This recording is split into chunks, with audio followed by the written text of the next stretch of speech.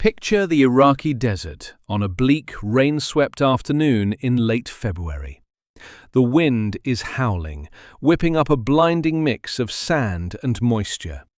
You cannot see more than a few hundred yards with the naked eye, but through the thermal imaging sights of an American M1A1 Abrams tank, the battlefield is lit up like a neon sign.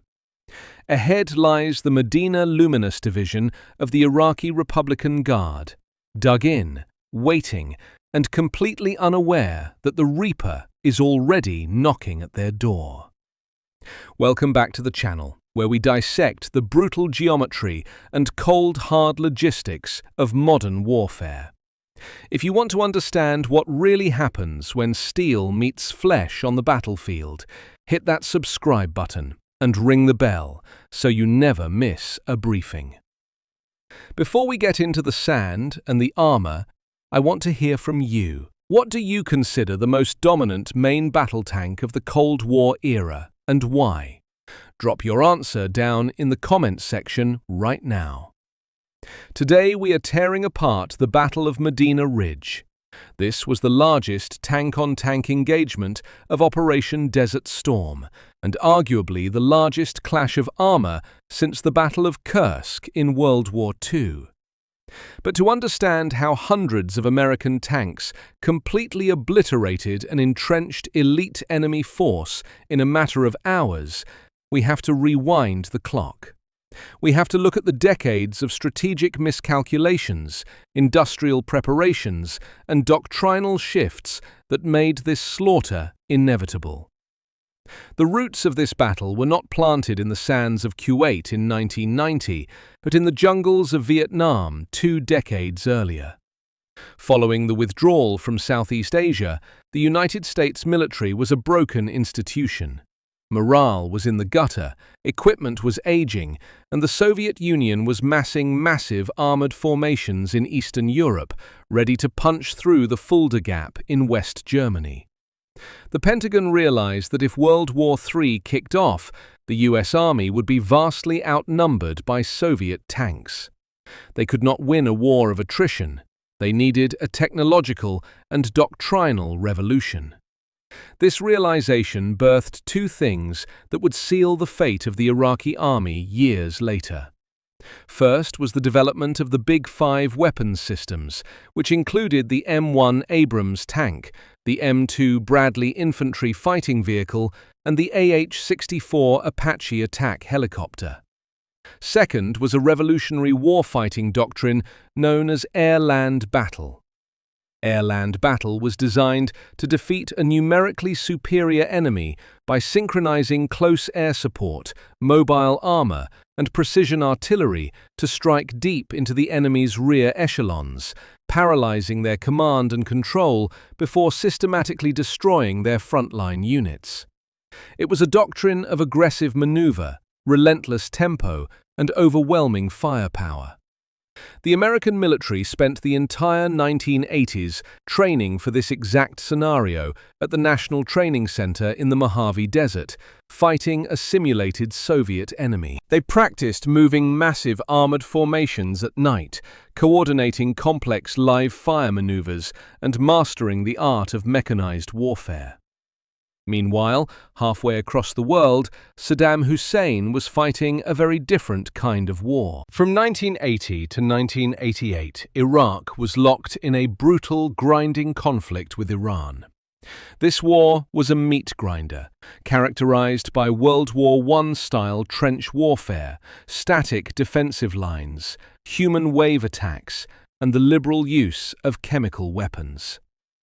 The Iraqi army grew to become the 4th largest in the world, boasting nearly 1 million men under arms and thousands of Soviet-supplied tanks. But their combat experience was entirely the wrong kind of experience. They learned to fight a slow, static, attrition-based war against an enemy that lacked sophisticated air power and modern armor maneuverability. When the Iran-Iraq war ended, Saddam's economy was in ruins. He owed billions of dollars to his Arab neighbors, including a massive $14 billion debt to Kuwait. When Kuwait refused to forgive the debt and allegedly began slant drilling into the Rumaila oil field that crossed their shared border, Saddam saw a military solution to an economic problem. He believed the United States, still suffering from the ghosts of Vietnam, would not have the stomach to intervene. He fundamentally misunderstood American political will, and more importantly, he had absolutely no concept of the technological buzzsaw he was about to step into. In August 1990, Iraqi forces rolled into Kuwait, triggering the massive coalition buildup known as Operation Desert Shield. So how do you move an army the size of a Midwestern American city across a featureless, hostile desert without getting hopelessly lost or running out of gas? The answer is a logistical miracle that the Iraqis never thought possible. Saddam believed the coalition forces would attack head-on into his heavily fortified defenses along the Kuwaiti border. He built a modern-day Maginot Line, complete with sand berms, minefields, fire trenches, and dug-in infantry. But General Norman Schwarzkopf, commanding the coalition forces, had no intention of fighting a frontal war of attrition. Instead, he orchestrated the famous left hook. He shifted the entire 7th Corps, the heavy armored fist of the US Army, hundreds of miles to the west, deep into the trackless Saudi desert. This movement alone was a logistical masterpiece. We are talking about moving thousands of tracked vehicles, tens of thousands of wheeled vehicles, and hundreds of thousands of troops across terrain that had no roads, no road signs, and no landmarks. The US military relied on a brand new, highly classified technology called the Global Positioning System, or GPS. At the time, GPS receivers were the size of a brick and required troops to take them to the dashboards of their Humvees, but they allowed American commanders to navigate the featureless desert with pinpoint accuracy. Let us break down the heavy hitters that were about to collide at Medina Ridge. On the American side, the spearhead of 7th Corps was the 1st Armored Division, famously known as Old Ironsides. Commanded by Major General Ronald Griffith, this division was a terrifying assembly of combat power. The division consisted of 3 maneuver brigades, fielding over 300 M1A1 Abrams tanks, hundreds of M2 Bradley fighting vehicles, and a massive complement of self-propelled artillery and Apache attack helicopters. The M1A1 Abrams was, without exaggeration, the apex predator of the battlefield. Weighing in at nearly 68 tons, it was powered by a 1,500-horsepower Honeywell AGT-1500 gas turbine engine. This engine was essentially a jet engine strapped to a steel box, allowing this massive machine to accelerate rapidly and hit speeds of over 45 miles per hour off-road. But the real magic of the Abrams was its lethality and survivability. The main gun was a German-designed Rheinmetall 120mm smoothbore cannon, capable of firing the M829A1 armor-piercing, fin-stabilized, discarding Sabots round. American tank crews affectionately called this round the Silver Bullet. It was a depleted uranium penetrator, flying at over 3,500 feet per second. Depleted uranium is incredibly dense, about 2.5 times denser than steel, and it has a pyrophoric quality, meaning it naturally ignites when it shears through enemy armor. When a silver bullet hit an Iraqi tank, it did not just punch a hole, it turned the interior of the enemy vehicle into a superheated inferno of spalling metal and fire. To protect the crew, the Abrams was fitted with Chobham composite armor, heavily reinforced with depleted uranium mesh in the hull and turret. This made the frontal arc of the Abrams virtually impenetrable to the kinetic energy rounds and shaped charges fielded by the Iraqi army. But perhaps the most critical technological advantage the Americans possessed was the thermal imaging system. While the Iraqis relied on active infrared spotlights or ambient light image intensifiers that were nearly useless in bad weather or smoke, the American thermals detected the heat signatures of enemy vehicles. A hot tank engine, or even a cold tank made of steel, sitting against the cooler desert sand at night, glowed bright white in the gunner's sight. The Abrams could see, target, and destroy enemy tanks from over 2 miles away, long before the enemy even knew they were there. Now, look at the enemy waiting for them. The Iraqi Medina Luminous Division was part of the Republican Guard. These were not the poorly trained, underfed conscripts that surrendered by the thousands along the Kuwaiti border. The Republican Guard was Saddam's Praetorian Guard. They received the best pay, the best food, and the best equipment in the Iraqi military. They were politically reliable and considered the elite shock troops of the regime. The Medina Division was commanded by officers who had survived the brutal meat grinder of the Iran-Iraq War. Their primary fighting vehicle was the T-72 M1, an export version of the Soviet main battle tank, proudly assembled in Iraq and dubbed the Lion of Babylon. On paper, the T-72 was a formidable machine. It had a low profile, a 125mm smoothbore gun, and an automated loading system that reduced the crew to 3 men. But the export versions sold to Iraq were severely downgraded. They lacked the advanced composite armor of their frontline Soviet counterparts, relying instead on conventional steel armor that was woefully inadequate against American depleted uranium rounds.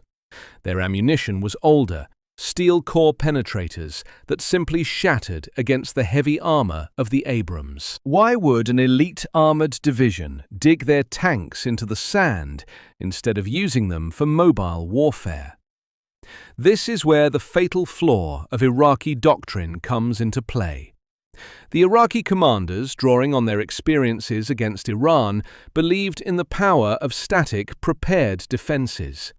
They positioned the Medina Division along a slight topographical rise known as Medina Ridge. They bulldozed massive sand berms and drove their T-72s and BMP infantry fighting vehicles into these dugout positions, adopting a hull-down posture. In theory, this makes the tank a hardened pillbox, exposing only the heavily armored turret to incoming fire, while hiding the vulnerable lower hull.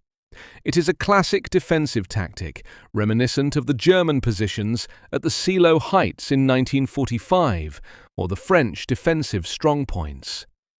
But against an enemy executing AirLand Battle, a static tank is nothing more than a highly visible target. The Iraqi commanders assumed the American advance would be preceded by a massive days-long artillery barrage, giving them time to prepare.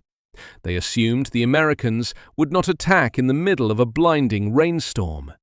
They assumed their reverse-slope defense would force the Americans to crest the ridge and expose their weak underbellies to point-blank Iraqi fire.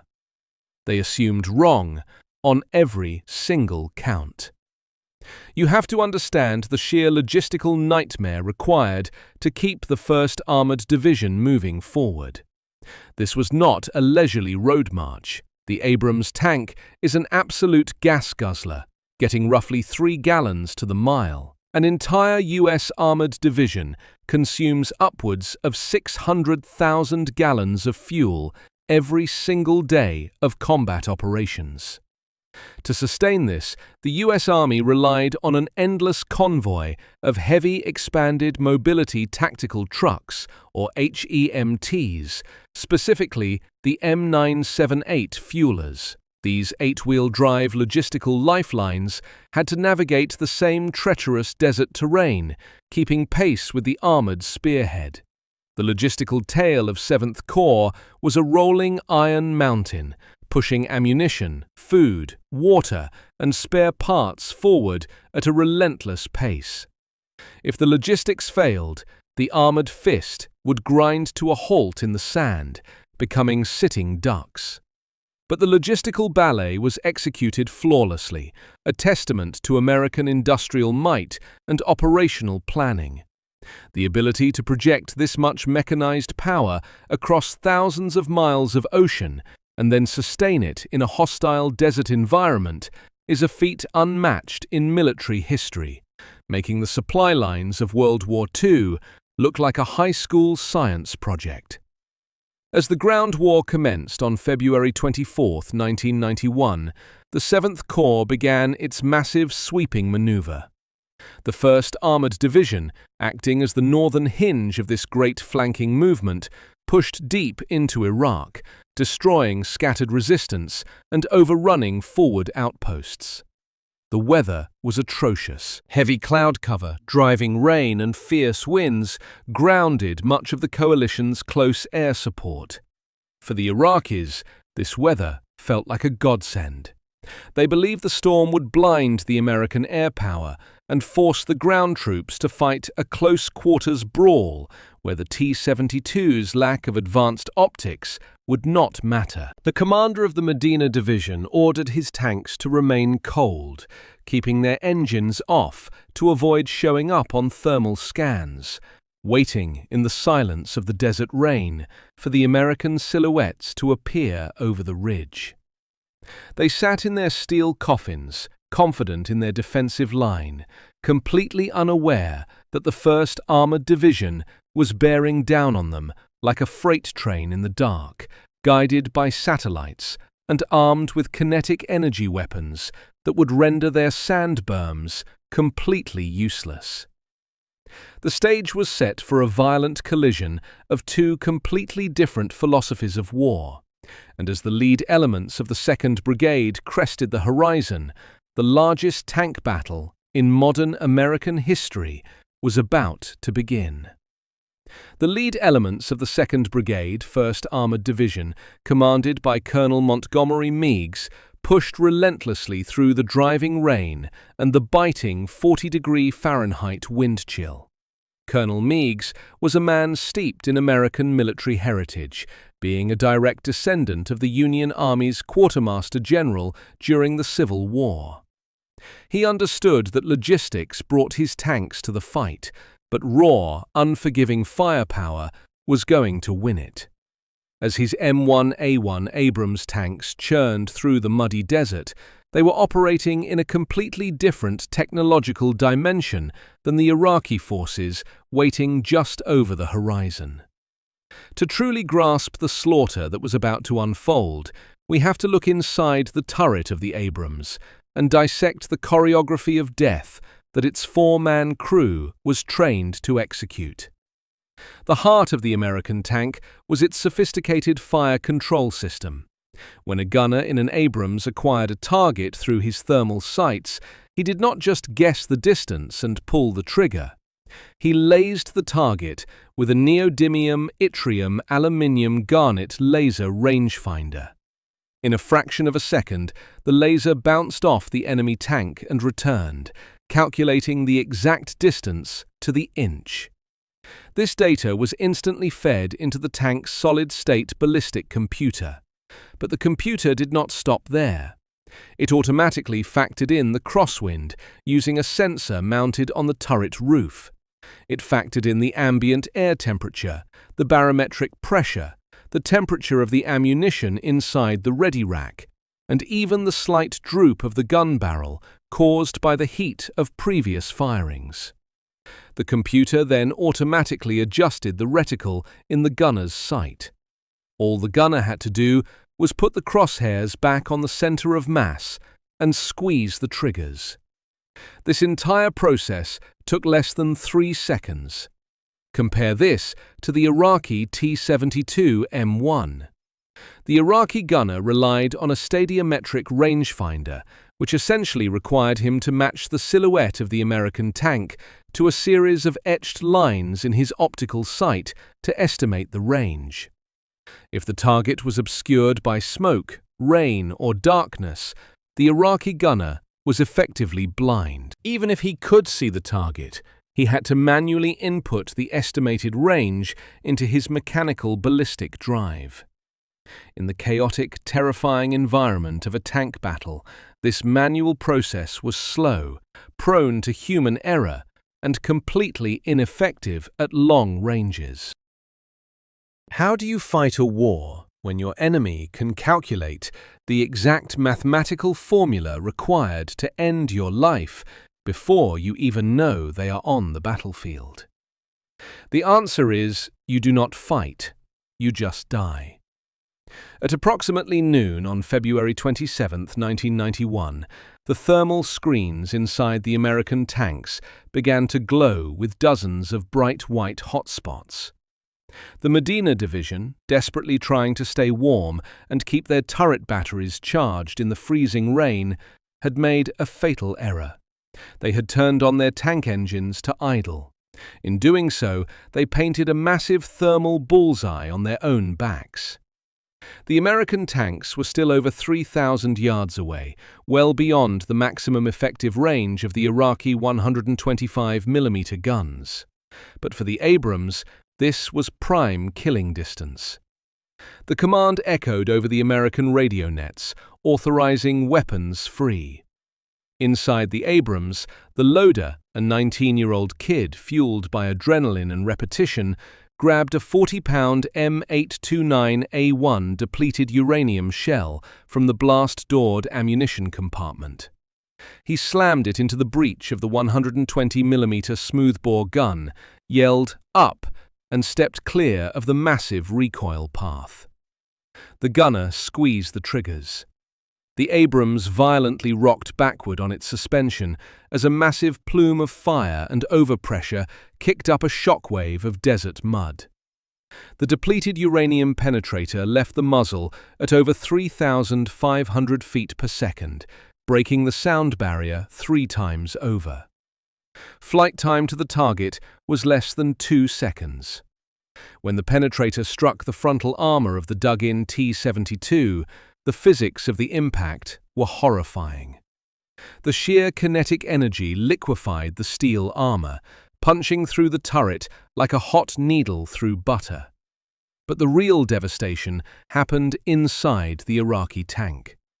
The T-72 utilized a carousel-style autoloader, storing 22 rounds of highly explosive ammunition directly beneath the crew compartment.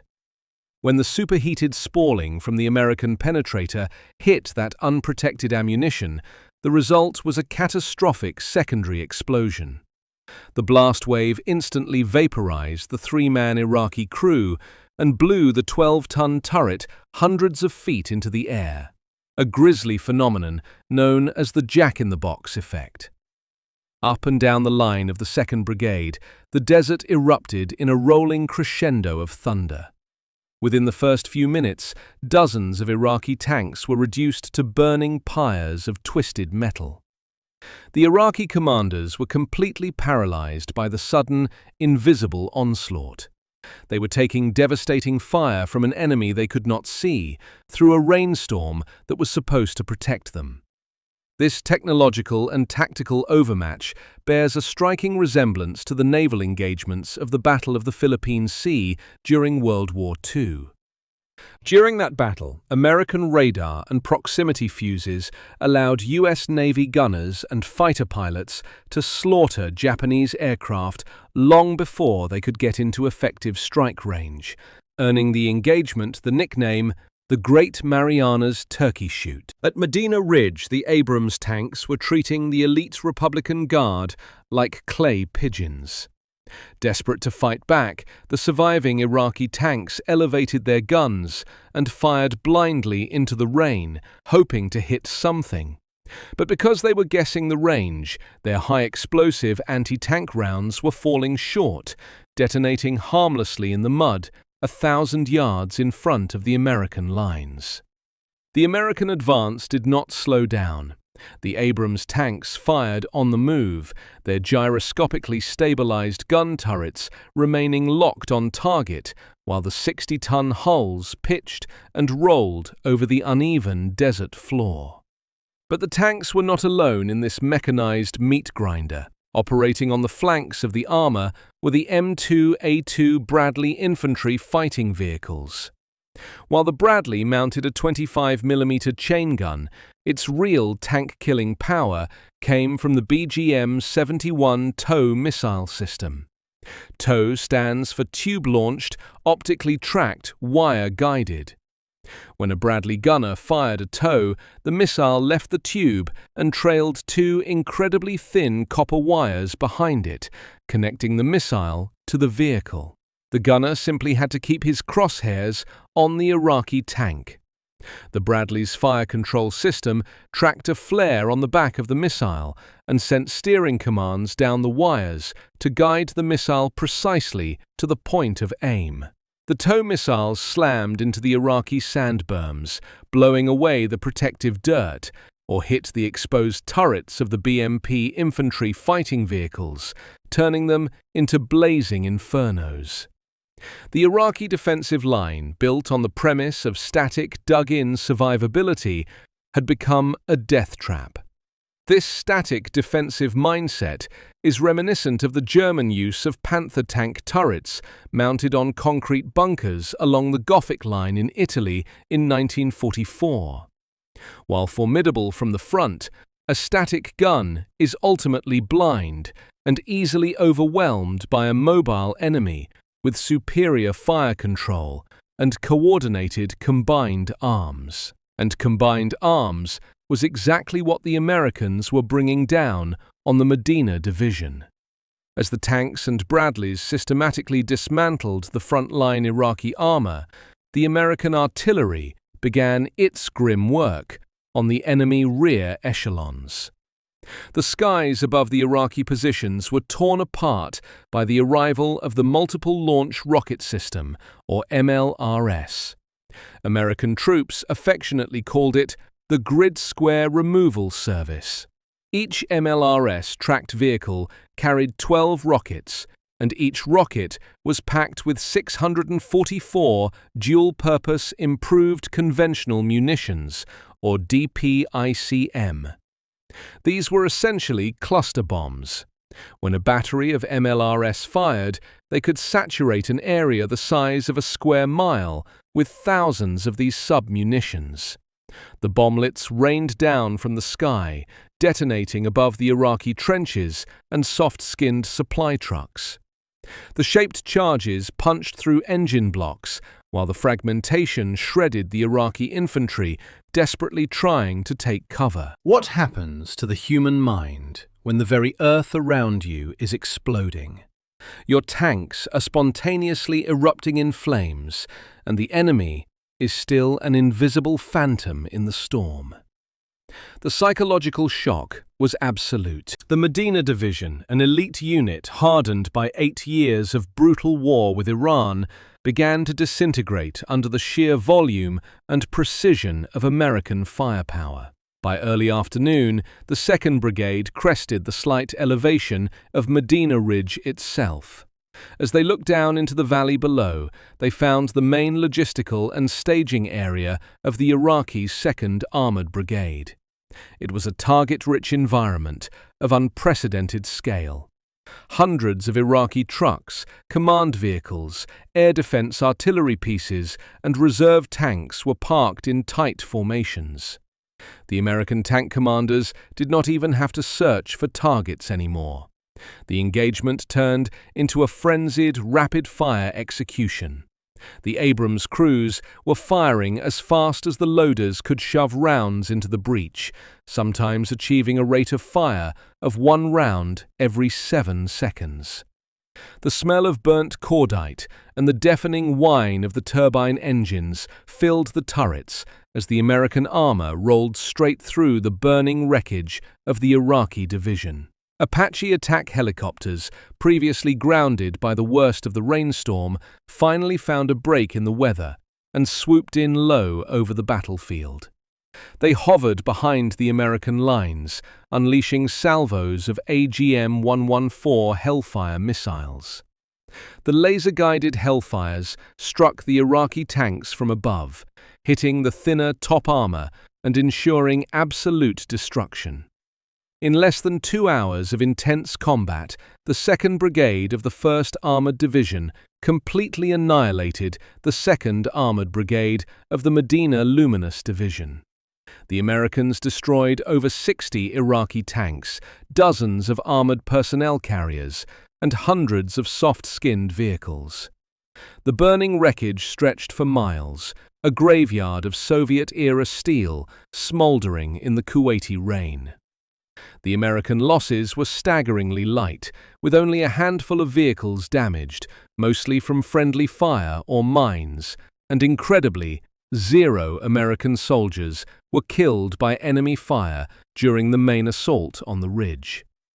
The doctrine of AirLand Battle had been validated in the most violent and conclusive manner possible, proving that mobility, advanced optics, and overwhelming precision firepower could completely dismantle a numerically significant, entrenched enemy. But as the smoke began to clear over the shattered remains of the Republican Guard, the political and strategic reality of the war was rapidly catching up to the men in the tanks, and a controversial order from Washington was about to change the entire complexion of the victory. That controversial order from Washington was the immediate, system-wide cessation of offensive ground operations. The political leadership, spearheaded by President George H.W. Bush and the chairman of the Joint Chiefs of Staff, General Colin Powell, had decided on a 100-hour time limit for the ground campaign. The reasoning behind this abrupt halt was heavily driven by optics and the shifting narrative on the home front. Television networks around the world were broadcasting horrific, charred images of Highway 80, famously dubbed the Highway of Death. This was a multi-lane roadway leading out of Kuwait City toward Basra, where retreating Iraqi forces, mixed with stolen civilian vehicles packed with looted electronics and gold, were trapped in a massive traffic jam. American air power, including A-10 Warthogs and F-15E Strike Eagles, had bombed the front and rear of the convoy, boxing the Iraqis in before systematically annihilating the trapped vehicles. From a purely military standpoint, destroying a retreating enemy army before they can reconstitute and fight another day is standard operating procedure. But in the geopolitical arena, the visuals of thousands of burnt-out vehicles and charred bodies made the United States look less like a liberating force and more like a ruthless executioner.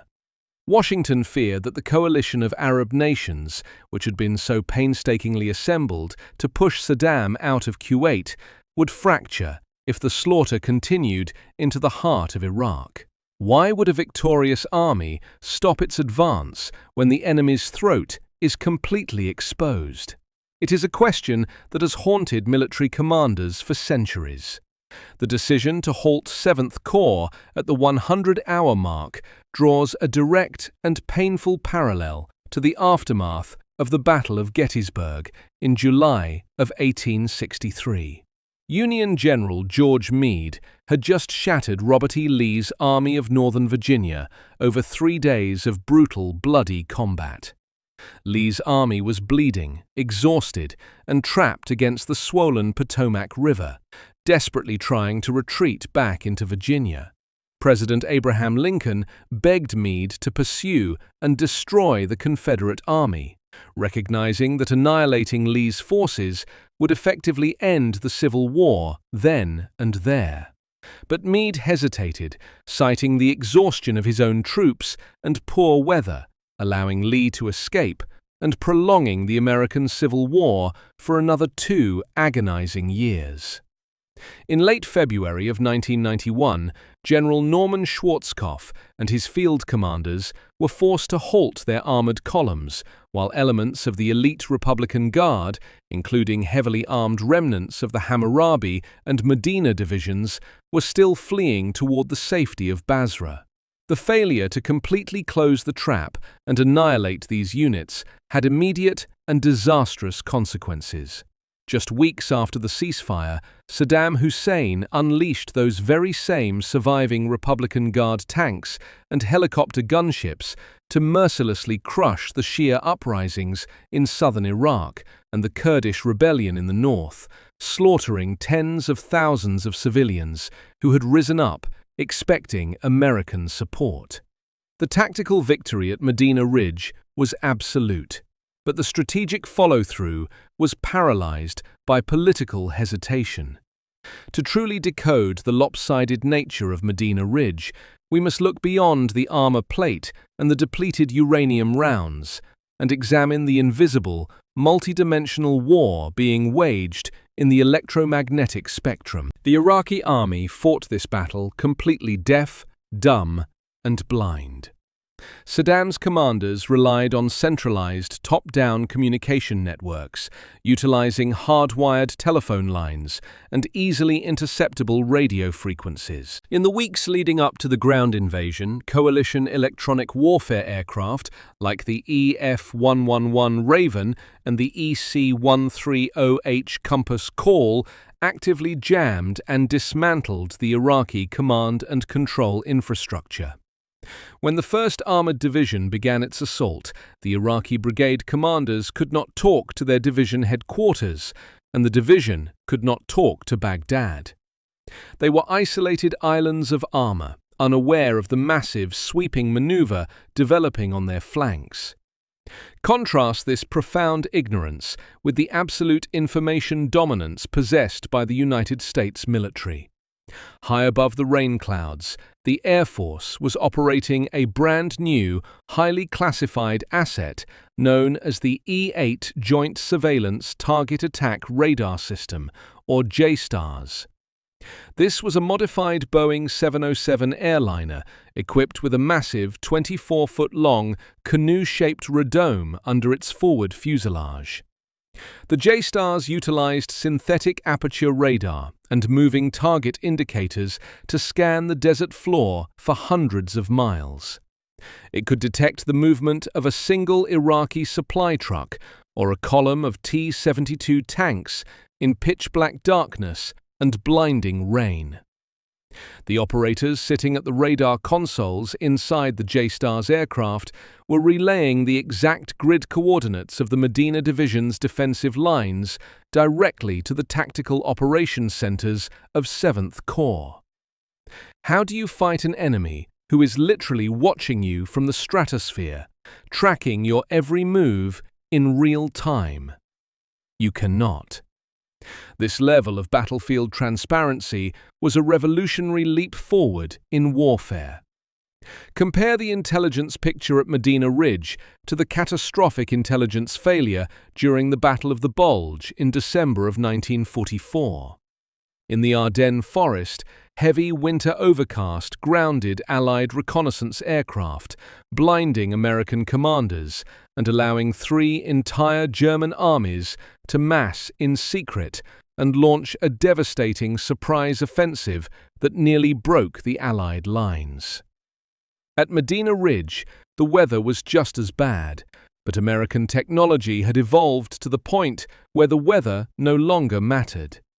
The United States possessed a god's-eye view of the battle space, turning the fog of war into a crystal-clear, high-definition monitor.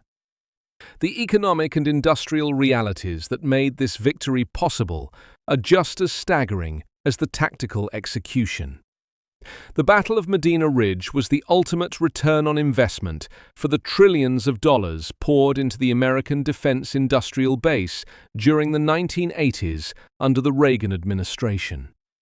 The M1A1 Abrams tank was an incredibly expensive machine, costing roughly $4.3 million per unit at the time of the Gulf War.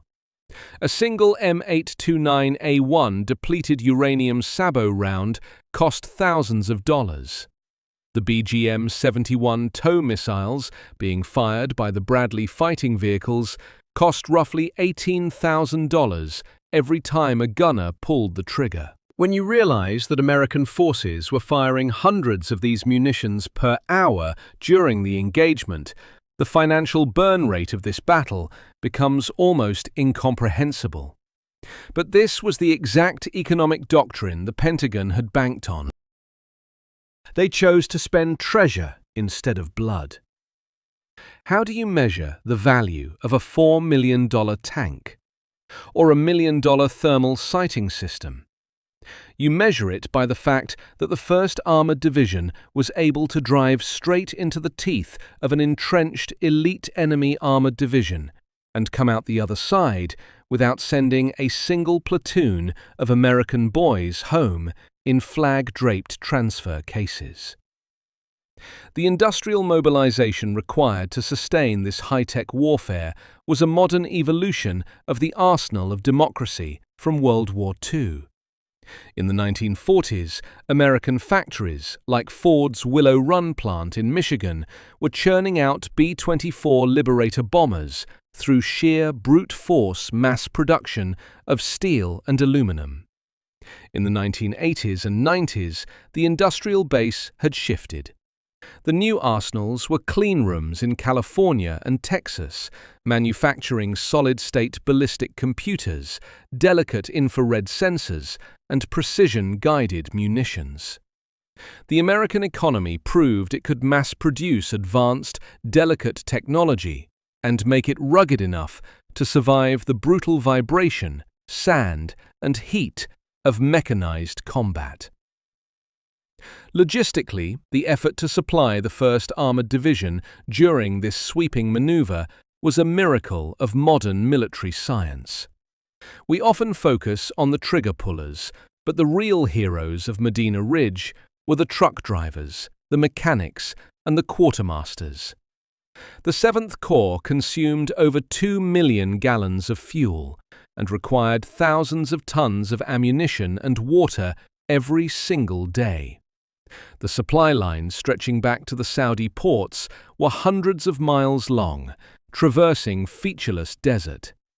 To keep the Abrams tanks fueled, the Army relied on the heavy expanded mobility tactical truck, specifically the M978 fuel servicer.